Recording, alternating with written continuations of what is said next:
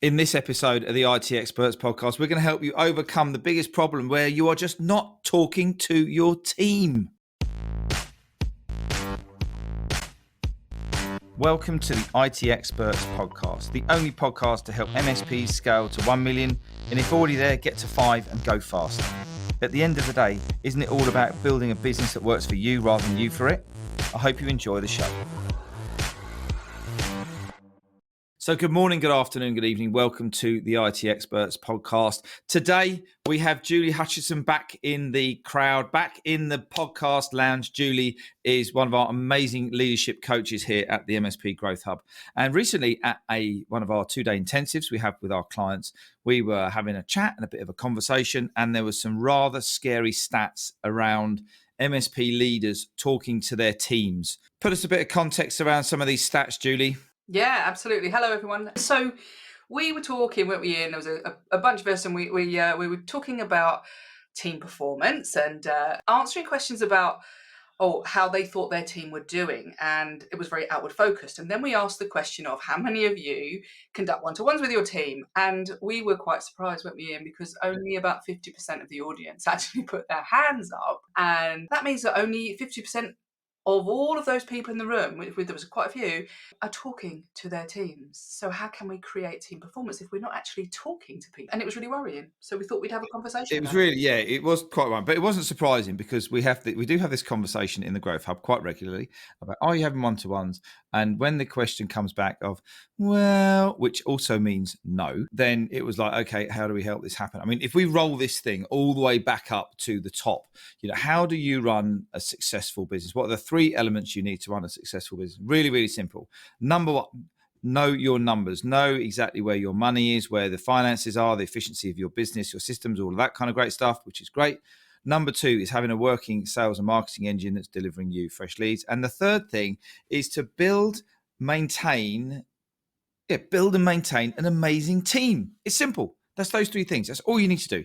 If you want to learn how to grow a business, just do those 3 things. Really, really easy. But we know, don't we, Julie, that MSP business owners, sometimes it's just difficult. It's just clunky, and they just don't know where to start, do they? So, I guess the first question we've got is, why are regular one-to-ones important? What's this all about? Why do we need to do this? Yeah, and they are so important. And I think one of the biggest things is we need to get the concept really, which is if you want to grow your business, it's all very well if it's just you can do all the bits and you can be as busy as you like. But as your business grows, you need to bring on people, which means that you can't do everything. So we need to, and we talk about in the MSP Growth Hub all the time, owner not needed. Yeah. But the only way you can be owner not needed is if somebody else is doing some of the stuff. Okay. It's not a magic wish, is it? It just doesn't just happen. No, exactly, right. So other people have got to do the stuff, and they've got to do it confidently, capably, and collaboratively with you. Okay, they've got to want to be there, they've got to know how to do the stuff, and they've got to have the confidence to go ahead and do it, right? And so what one-to-ones are doing is saying, well, I'm going to check in with you and make sure that you are capable, you do have the confidence, and you are working with me, not against me, which we know sometimes we also get. So what one-to-ones are going to do for you is to build a connection and encourage you to devolve the responsibility, get rid of you out of these jobs in the business and give them and let them be owned by other people in the business. Okay. And that's really important, not just for them to do it because you told them to, which is almost as much work as do it yourself, is letting them own that role, that job, that thing that you're not going to do anymore, which means that you're not needed in the business. Okay. So we encourage ownership of that piece of whatever that job is that person is meant to be doing. The responsibility for it is devolved. And that means that your team will not be a group of people that are waiting on your every desire and to tell you what needs to be done. It will be autonomous, so they will make good decisions in your business. They will make, they will choose what do they need to do that's the best thing to do. So they're not knocking on your door every 5 minutes asking you, what next, boss? What next? What's next? And so that builds their confidence. It builds their capability. So it's like a virtuous circle instead of a vicious circle. And it means that you know and have faith and trust and confidence in their ability, which means you feel more comfortable stepping out, doing whatever, working on your business, going on your holiday, having a day off, or whatever the thing might be. But you can trust them to do it. But you can't trust them if we don't do that. And it's really powerful because, when you building your business, you are the only one who can do things to the standard, the quality, the time, everything that you've got. And it's this, as you say, it's building that trust and the confidence to start to let go. Now, what we're not saying is all of a sudden give someone the keys to the castle and let them drive and run board meetings and all sorts of things like that. We're not talking about, we're talking That's about abdication, not that is delegation. abdication. We're talking about one little thing at a time to help build the expectation exchange, the connection. And yes, we are focusing this on around the one-to-ones, but when we also, the title is a stop avoiding talking to your teams. This also means quarterly updates on what you're doing, aligning them in with your vision and your mission and where the business is going, things that are going well, things that could be doing better. Build that culture. Open up your, listen twice as much as you're talking, as my mum told me, bless her, and all of these great Didn't things. listen though, Ian. Well, I'm kind of still working on it. I'm joking. And she knows that as well. But also your annual reviews on what you're doing. And please don't underestimate when you book a meeting or a one-to-one or some focused time with your team, they are going to look forward to it and value it probably, I don't know, I'm going to guess now, 2, 3, 5 times more than you will. So if you're busy and you go, oh, I can't do that one-to-one today because you may not be really getting the value of it, you're letting down probably 5 times the weight of the employee is going, oh, God, I was really looking forward to that, getting a bit of time with Dave or Steve or Jill or whoever it might be and kind of looking into those things. And as you say, it's building that up and helping people understand where they're aligned as well, aren't they, within the business as well? Because Yeah, it's that absolutely. one-to-one time. And if you don't do that, it isn't even just as much as they're looking forward to it, but if that's an expectation, what is it telling them if you don't do it? If it falls out of the diary because it's a bit I don't want to do it or whatever, then you're just telling them that they don't matter. And the minute they feel they don't matter or they're not important enough for you to talk to them, then they're going to think, well, why do I need to try? And that just takes down that level of effort that they're willing to put in. So you're not doing yourself any favor by avoiding it. And when you do avoid it and when they don't happen, they kind of make up their own version of what's going on, don't they? Because you're not telling them, we've just won this great new customer, we're doing this, campaign to get some more leads in this particular sector, or we're investing in some technology, and they'll sit there. There was a great book, I don't know whether you've read it. It was a very, very small book called Zap that I read back in the day. And it was basically the whole premise of this book was that it was a business book and you overlooked this office and this whole office, open plan office, and everywhere was light and bright and shiny and everyone was wonderful and it was happy. And do you know what? I'm going to reread it and then I'm going to put a bit more context in it. But the context was about that there's a corner where the lights have gone out. And the lights have gone out because no one's communicated. And the lights have gone out because no one cares about this team and no one engages with this team. And this team went through the building and started turning all the other lights out because they were talking to everyone else and going, oh, it's not that great here and it's not that brilliant here, So if you're sitting here listening to this podcast right now, knowing damn well that everybody's engaged, everybody's enjoying, you're having regular one-to-ones, everything's tickety-boo, and they're giving you ideas and they want to help and go over and above to help your business, then you can kind of stop listening now. But if you're not, and people are doing their own little thing and people aren't maybe listening, they're not taking notice, they're not acting the way that you want them to act. Now, they're not going to act the way you want to act, you exactly want them to act, because it's not their business, right? But they do have a role, they do have a responsibility, they do have that purpose, and it is around that purpose. So I suppose, what happens when you don't get them? People don't see that sense of purpose, do they? Absolutely, because they're not included in it. Either you haven't told them or they don't feel included or they don't know what it is. How can anybody get on that? And we've talked about this before, but how can anybody get on the bus with you if they don't know where you're going? And so they feel ignored, they feel like they're just left to fester in the corner, and so they're not going to put their best effort in. And it's pretty obvious, and we would all know how we'd feel if we were ignored and not felt like we were included. So it's totally normal for those people to step back. And then wait for you to tell them what to do. And so they'll still be guided by you, because most people come to work and want to do a good job. But it's the engagement and the extra effort and the confidence that you bring when you start to, talk to people, you start to hear what they say, you start to understand what's going on for them. And you said, oh, if you don't tell them, they make stuff up. I call that the gap. Okay. And the gap here is that if you think about this, if somebody's whispering near you, or somebody says something you didn't quite hear, or they didn't tell you, or like somebody does something and you don't know why they did it. Okay, there's the gap. Now that gap is never, just think about this, right? It's never filled with something positive. No, like Never. a headline of a newspaper.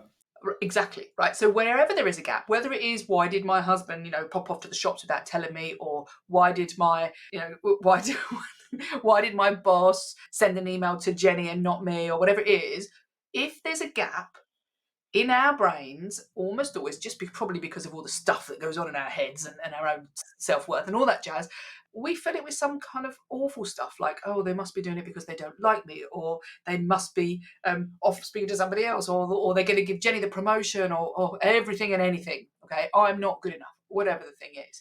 It's never filled with, oh, I bet they're off buying me a present or something like that. Never, ever in a million years.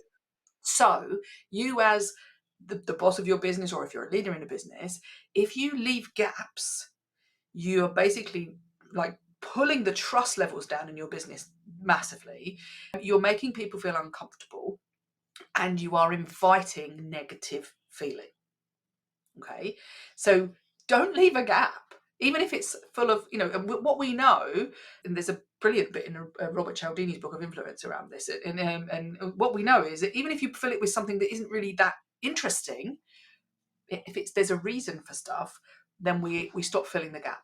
So give that reason by talking to people and communicating properly, and don't leave gaps. So it's just as a bit of an aside, really. Just a bit of an aside.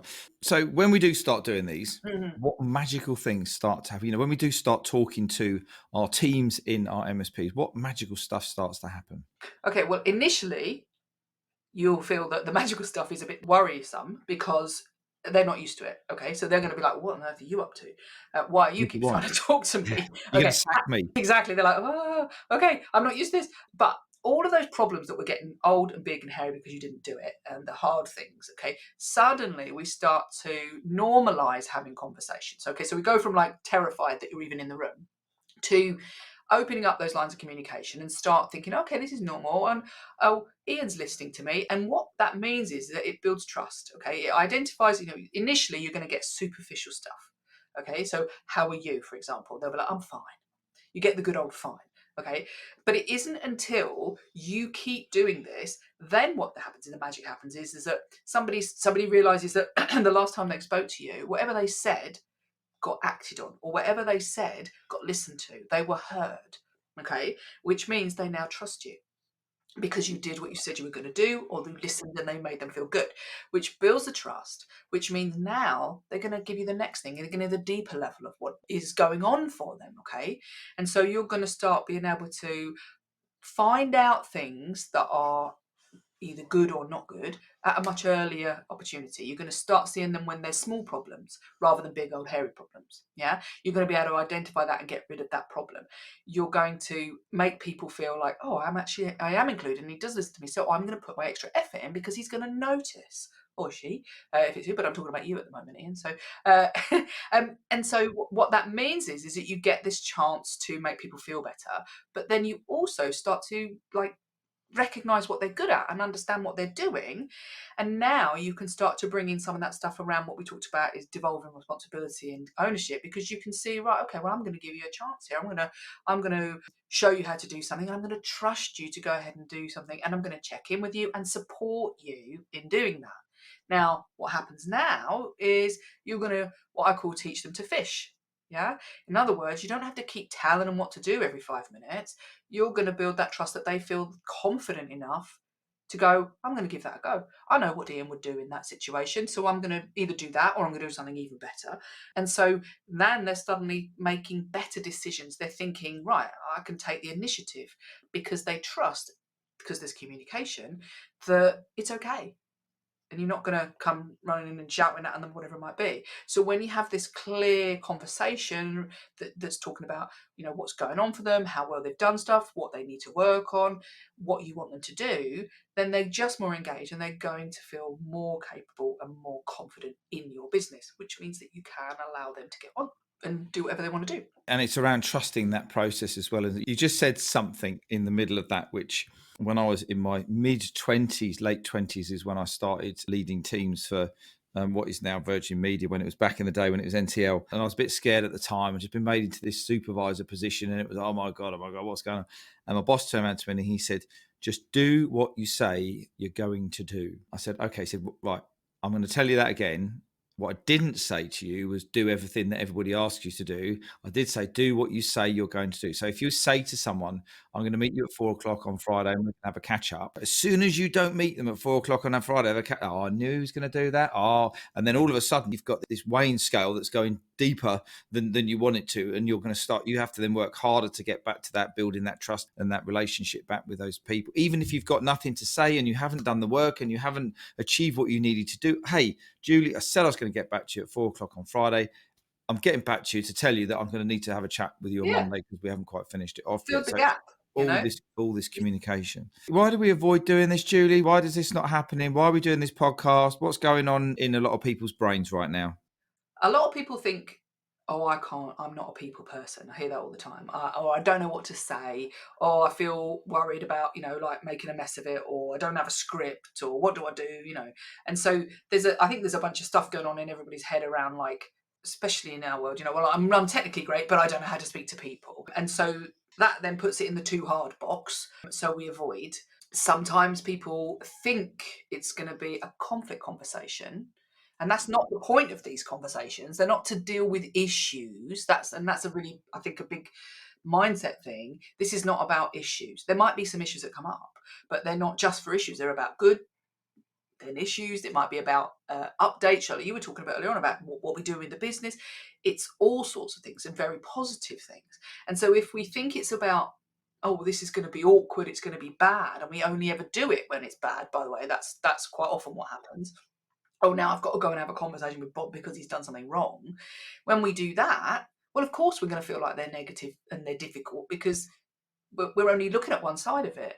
And so people feel like, well, oh, this is too difficult. I don't know how to deal with this, so I'm not going to. And they're worried about what the outcome's going to be as well. If Bob's going to kick off or whatever, what's going to happen. And that might happen in like a very small percentage, but if we're balancing our conversations and we're having them regularly, we are talking about fabulous stuff, encouraging them, talking about what they've done well, asking them how they're doing. All of these things have nothing to do with these difficult conversations that we're talking about.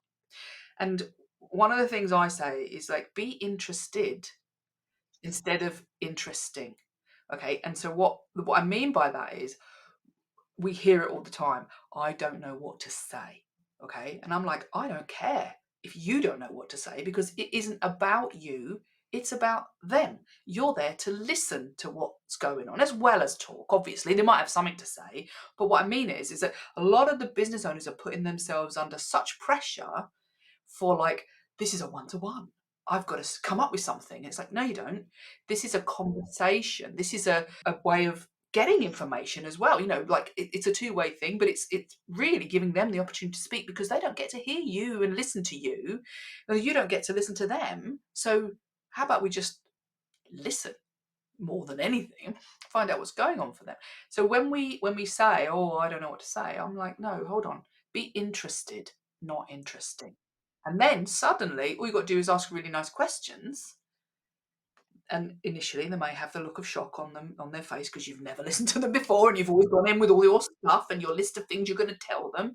But that's in the too difficult part for me. Going in and saying, how's it going, and zipping your mouth shut and listening and drinking coffee and really paying attention to them is actually much easier than trying to give them stuff. And they don't even want stuff. What they want is to be heard. So be interested in them, not trying to be interesting as yourself. Brilliant. Absolutely love that one. That made such a big impact at the client intensive we had, and people have taken it away, and the feedback that we're getting now from the guys on, oh my God, thanks very much for that framework and helping me through that, because can be quite a nervous thing. And just as a point to note, if you are having a difficult conversation, or you need to have a difficult conversation, slide your podcast scale rule back to episode 144, where Julie and I had a great conversation, which in actual fact was the most successful IT Experts podcast in history, wasn't it, Julie? You And I didn't don't like think that, you've did you? Because it ever was told rubbing me me. or resemble from that. It was absolutely brilliant. Anyway, episode 144, the art of having a difficult conversation. Yeah, so Also if it with does get difficult, then exit stage stop it, go and and listen to that listen podcast, to and that one. that will give you the framework for that. Right, okay. We've talked about why you need to do it. We talked about the good, the bad, the ugly. How on earth do we get started when we get to start talking to our team? What do we need to do, Julie? Give us a process, give us a roadmap, give us something to do. Help. Okay, so the first thing is go with the mind of like interested, not interested. That's number one. And I say do it in a coaching style. Okay, now we talked about this in our intensive, and you can Google the Grow model, and I do stuff on the Grow model. But what we're talking about what I mean by coaching style, just as in this podcast, let's say, is that we're using that listening skill, but we're using a framework where we're asking them, what's going on for you? What are you trying to achieve? What do you want to achieve? And where are you now? Okay, so there's like goals, and then there's the reality of where you are, let's say. Now, when we do that, we balance that with asking all these questions, good questions, and not filling in the gaps for them, listening. What we're actually doing is we talked about earlier on about teaching them to fish and creating their capability. This is helping them to think about what's going on for them and to do it in their own head rather than you just telling them. So you're asking, what do you want to do? Where do you think you are? What do you think you need to achieve? And they are contemplating that. You're working that through. Okay. And then helping them to understand, well, what do you think you could do about that? What are your options for that? Okay. So then we're bringing it to them taking responsibility for thinking for a start. Again, remember here, we are asking the questions. We're not necessarily giving them the answers. So we're bringing their skill level of problem solving. At the moment, they're focusing on their own stuff, but we're helping them to problem solve how they can do things differently or better, and whatever that goal might be. And then we're going to get them tied down to, okay, what are you going to commit to for the next week, 2 weeks, for however long we have our next one-to-one. Now, using that kind of coaching style will mean that the conversations you have are not based on you. The conversations you have are building capability. You're listening with empathy about why and what's happening. And you can pop in some ideas in there if you want to, but what's happening is that you're really letting them speak, and it's missing in a lot of what's going on. And so when you do this, also you are empathetic. You appear at least like you care, let's say, yeah. But also the other thing is you're meeting them where they are. You're not diving in saying, do this, do this, do this, or I'm better than you, or I can do that easily, or whatever it is. You're understanding them. You're walking next to them. Imagine when I say meeting them where they are, walking next to them and helping them along that journey. And that's what they need from a leader. They need you to be able to stand by them and watch them grow. Like when a baby starts to walk, you don't literally say, don't worry about it, I'll do it for you, do you? You sit down, you don't do that. You say, come on, I'm going to hold your hand and I'm going to walk with you. Yeah. Or when you're on their bike, when you're trying to get them to ride a bike, I remember that, you're on the back, just keeping them steady, but you're not pedaling for them. They have to do it themselves. And then they ride them bike themselves. And so in these one-to-ones, think about, how do I help that person to help themselves, and not go in with, oh, I just need to tell them stuff. And you will, sometimes they'll say, I don't know, what should I do? Or you not to tell them about the company vision and all that sort of thing. But when you're looking at growing people, when we want to build capability and autonomy, it's really about helping them to grow themselves as well. And it's so nice to do, because you can not sit back and drink your coffee, but if you're paying attention, you really listen to them, they are going to be so much more respectful of you, so much more engaged in whatever you're trying to do in your business. And you will find that they will start to come to you with ideas. They will start to go, can I do this? Would you mind if I took this on? Or, oh, by the way, while you're on holiday, I did this, you know? And in fact, we had that in one of our pods yesterday. One of your members went on holiday and came back and something was done that he couldn't believe had been done, and he was like, oh, that's amazing, how is that, and he talked to them about that it's something he wanted, but he hadn't believed that they would go ahead and do that without him even asking. They're like, oh, we've changed this, and it was amazing. And so that's what happens when you conduct it in a coaching style. You take the pressure off yourself, you're genuinely empathetic, you don't go in with this is a difficult conversation or a negative, or I'm here only to point out what they did wrong. You're there to grow them. You're there to help them and to listen. Fantastic. Absolutely love it.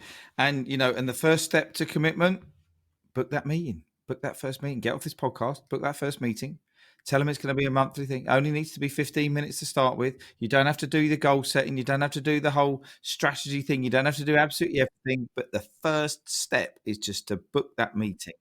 And don't pull it out. Yeah, and don't pull it out, and keep to it, and follow the framework that we've covered off today. Julie, brilliant show as usual. Loads of nuggets, loads of things for everybody to think about. Just before we say goodbye, what's the top tips? What's the summary for you on this episode that people need to do and take away? Okay, I've got a couple of top tips, and then one thing I haven't mentioned that I really want to mention. Okay, so remember, don't be scared. It's not about you, it's about them. Okay, so make sure that you're thinking it's a positive thing and you get it in your diary. Don't avoid them. That's the other top tip, as we've already talked about. And just think about what Ian said about the value that other people will place on you listening. Okay. But the thing I think that I want to say that I didn't say, which is we've talked about one-to-ones and it makes them sound very formal. Okay. But what I want you to think about is that you can do this without formality as well. So a one-to-one could be you sat in the car going somewhere, just listen to them. Okay, it could be you're in the coffee shop or you just want 2 minutes. Yeah, find times to take the pressure off both of you by not having necessarily just formal one-to-ones, once a month, once every 2 months or whatever, but literally use this in all of the times that you're there. Just have one-to-ones, just watch people and think, I need to have a conversation. I need to hear what they've got to say. I need to find out what's going on with my team. And just let yourself off a little bit and do 5 minutes here and there and everywhere. And don't make it like something where you go with your clipboard. Just be you and listen. And be interested, not interesting. Not interesting. Absolutely love that. We need to put a little trademark on that. Julie, as usual. Yeah, exactly. Thank you again for your help and support putting this show together. It's been an absolute blast, and I know that everybody out there in the channel is going to absolutely love it. And we'll catch up with you soon. See you later, Julie. Take care now. Take care, Ben. Bye. Hang on a minute, just before you go. And if you're curious about how this episode links with the ability to scale your MSP to $1 million, or if you're already there, accelerate to 5, then we want to invite you to come and take the MSP Mastery Quiz. And in just 3 minutes, you're going to get a 360-degree scan of your business where you can identify the 1 or 2 tactics that can help you find more time, engage and align your people, and help generate more leads in your MSP. It's really simple. Just click on the link in the show notes. And if you have enjoyed this episode, we'd love to get some feedback from you by means of a rating and review on Spotify or iTunes or your podcast platform of choice. We really appreciate every single one of them.